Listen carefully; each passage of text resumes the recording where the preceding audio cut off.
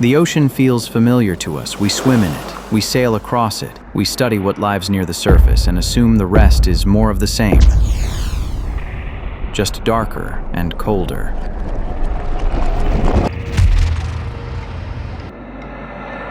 But that assumption breaks down very quickly, because the moment you begin moving downward,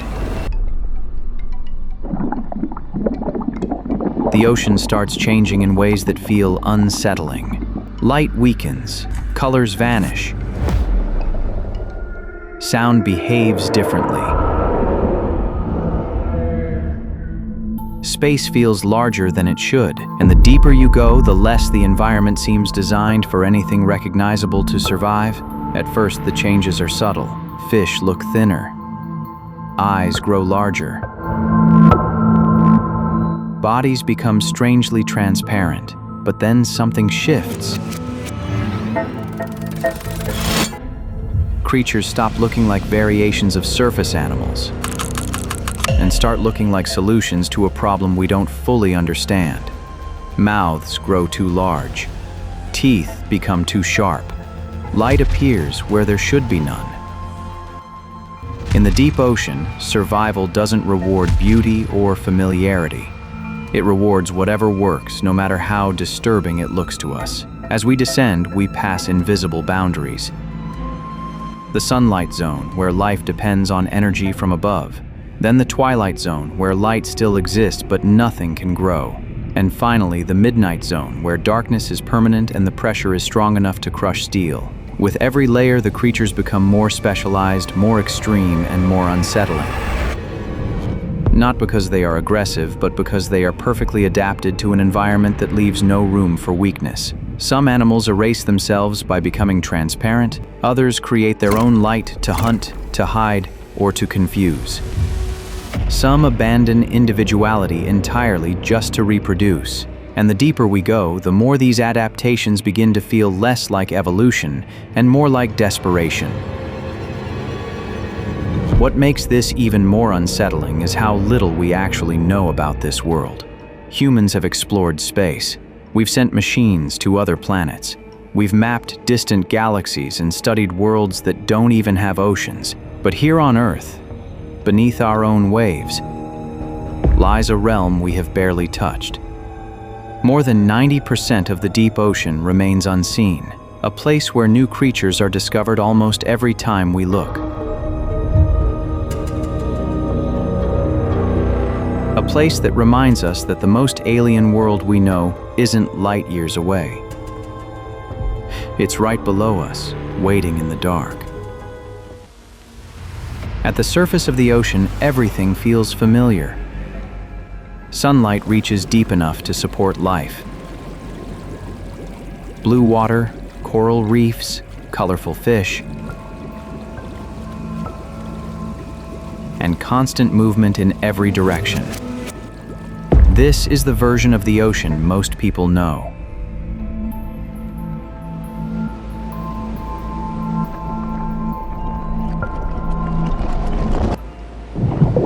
From the surface down to about 200 meters is the sunlight zone, where light is strong enough for photosynthesis to occur.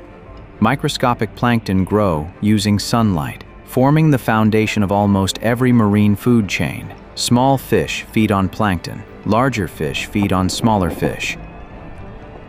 Whales feed across the entire system.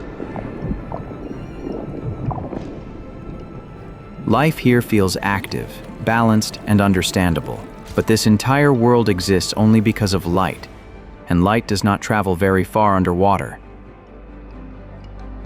As we descend past roughly 200 meters, sunlight begins to weaken rapidly. Reds disappear first, then orange, then yellow, until everything slowly fades into shades of blue and gray. Plants vanish completely. There is no seaweed, no coral, and no oxygen production. This is the point where the ocean begins changing its rules. Between about 200 and 1,000 meters lies the twilight zone. Light still exists here, but it is too weak to support plant life. No photosynthesis happens at this depth. No new food is created.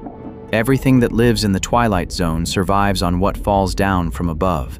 Dead plankton, Waste, fragments of tissue, and small carcasses drift slowly through the water. This constant fall is known as marine snow.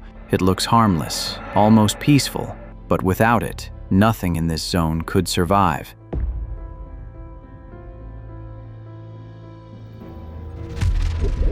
The animals here already look noticeably different from those near the surface. Many fish have unusually large eyes, sometimes taking up most of the head, allowing them to collect every available photon of light. Some develop upward-facing eyes, always watching for shadows moving above them. Others have tubular eyes shaped like barrels, permanently locked toward faint light sources. Skin color changes as well. Bright colors disappear. Many animals turn silver, dark red, or completely transparent. Red is especially important because red light does not travel far underwater. To us, these animals may appear red, but at this depth, red appears black, making it effective camouflage. Transparency becomes increasingly common. Jellyfish, squid, and small fish often have clear bodies, with organs barely visible inside. Without pigment, there is almost nothing for predators to see. You can look directly at them and still miss them entirely. One of the most important abilities in this zone is bioluminescence. Small lights flicker in the darkness, not constantly, but suddenly. Brief flashes, short pulses, soft glows. This light is produced by chemical reactions inside the body, and it always serves a purpose.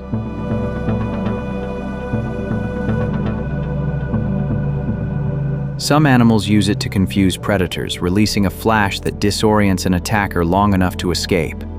Others use it to attract prey, especially smaller animals that mistake the glow for food.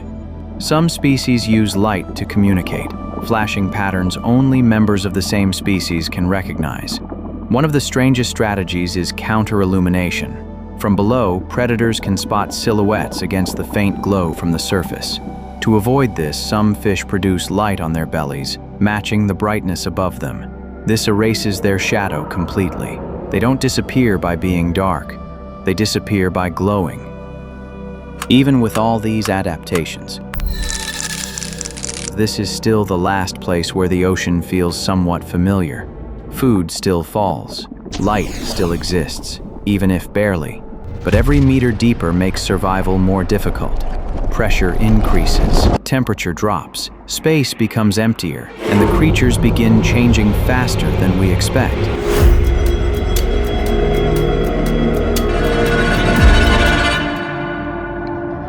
At around 1,000 meters, the last traces of sunlight vanish completely. This is the beginning of the midnight zone. From here on, darkness is permanent. There is no day or night, no natural light of any kind. Temperatures hover near freezing, and pressure becomes immense, more than 100 times greater than at the surface. A human body would be crushed instantly. Yet life not only exists here, it specializes. Food is extremely rare. Nothing grows. No plants, no plankton. Animals survive either by hunting in total darkness or by waiting patiently for something to fall from above. Bodies become thin, soft, and flexible to withstand pressure. Bones are reduced. Muscles are weak but efficient. Energy is conserved at all costs. Many fish have enormous mouths compared to their body size. Some mouths can open wider than the rest of the body itself. This allows them to swallow prey nearly as large as they are. Meals are unpredictable here, so when food appears, it cannot be wasted. Teeth are long, sharp, and angled inward, designed to trap rather than cut. Once something enters the mouth, escape is nearly impossible. Eyes change again at this depth. Some animals retain large eyes to detect bioluminescent flashes from other creatures. Others reduce their eyes entirely and rely on vibration and pressure changes in the water to sense movement. Light in the midnight zone comes almost entirely from living organisms. Predators like anglerfish use glowing lures to draw prey close. The female anglerfish carries a light produced by bioluminescent bacteria.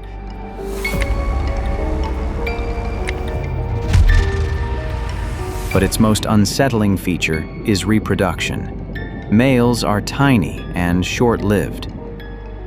When one finds a female, he bites into her body and fuses permanently. Over time, his organs dissolve until he becomes part of her. Other predators use a different advantage. Some deep-sea fish can produce red bioluminescence, invisible to most animals, but visible to themselves. This gives them a private light source, allowing them to hunt without being seen. Many creatures are coated in ultra-black skin that absorbs almost all light, making them appear as moving voids. Death becomes opportunity here. When a large animal sinks from above, scavengers gather and feed for years. Below 4,000 meters, the ocean floor opens into the abyssal plain. A vast desert of mud, cold, and pressure. Life slows down dramatically. Animals grow slowly and reproduce rarely. Some grow enormous, like giant isopods and massive amphipods.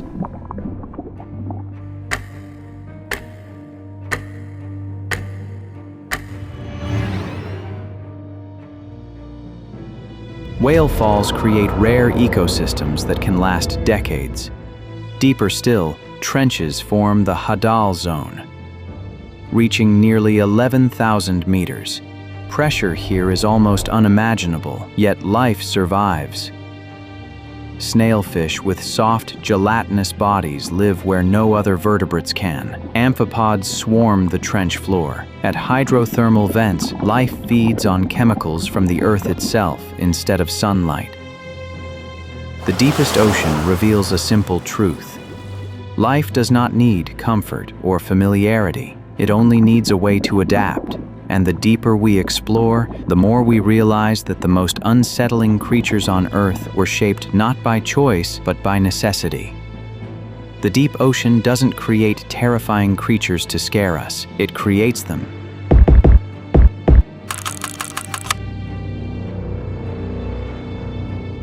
Because survival there allows no comfort, no beauty, and no mistakes.